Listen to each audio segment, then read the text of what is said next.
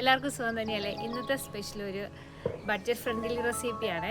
തക്കാളി ഉപയോഗിച്ച്. എന്നാൽ തക്കാളി ഉപയോഗിച്ച് നമുക്ക് നല്ലൊരു പച്ചടി തയ്യാറാക്കിയാലോ.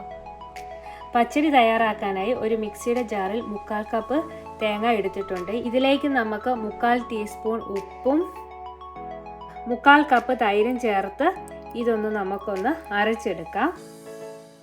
പച്ചടിക്കുള്ള അരപ്പ് തയ്യാറായിട്ടുണ്ട്. ഇനി ഇതൊരു പാത്രത്തിലേക്ക് മാറ്റാം. പാൻ ചൂടായിട്ടുണ്ട്. 2 ടേബിൾ സ്പൂൺ എണ്ണ ഒഴിച്ചു കൊടുക്കാം.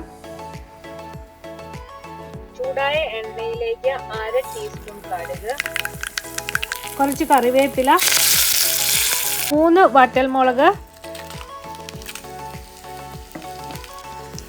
ഇത് ചെറുതായിട്ട് നമുക്കൊന്ന് വഴറ്റാം. വറ്റൽമുളക് ആവശ്യത്തിന് മൂത്ത് കിട്ടിയിട്ടുണ്ട്. ഇനി ഇതിലേക്ക് നമുക്ക് ഒരു സവോള അരിഞ്ഞത് ചേർക്കാം. ഈ സവോള നമുക്ക് 1-2 മിനിറ്റ് ഒന്ന് വഴറ്റാം. ഇതിലേക്ക് ഇനി ഒരു പച്ചമുളക് ചേർക്കാം. ഈ സവോളയിൽ നന്നായിട്ടൊന്ന് മിക്സ് ചെയ്തൊന്ന് വഴറ്റിയെടുക്കാം. ഇതിലേക്കൊരു 1/4 ടീസ്പൂൺ കായപ്പൊടി ചേർക്കാം. പച്ചടി തയ്യാറാക്കുമ്പോൾ കുറച്ച് കായം ചേർക്കുകയാണെങ്കിൽ ഇതിൻ്റെ ഫ്ലേവർ ഒന്നും കൂടെ കൂടും. ഇതിപ്പോൾ എല്ലാം നന്നായിട്ട് വെന്ത് കിട്ടിയിട്ടുണ്ട്.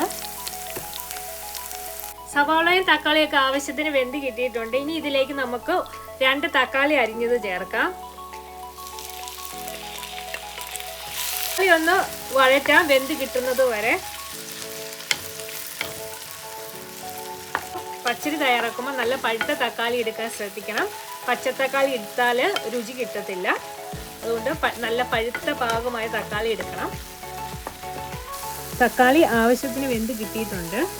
വഴറ്റിയെടുത്ത തക്കാളി ഒന്ന് തണുക്കാൻ വേണ്ടി വെക്കാം.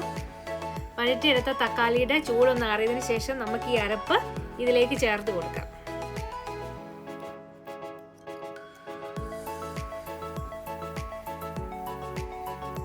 ഇനി ഈ അരപ്പ് നമുക്ക് ഈ തക്കാളിയിൽ നന്നായിട്ടൊന്ന് മിക്സ് ചെയ്യാം.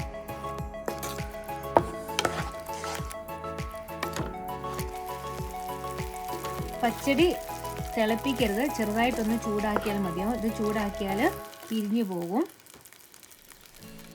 അങ്ങനെ നമ്മുടെ പച്ചടി തയ്യാറായിട്ടുണ്ട്. ഇനി ഇത് ടേസ്റ്റ് ചെയ്തിട്ട് എങ്ങനെയാണെന്ന് പറയാവേ.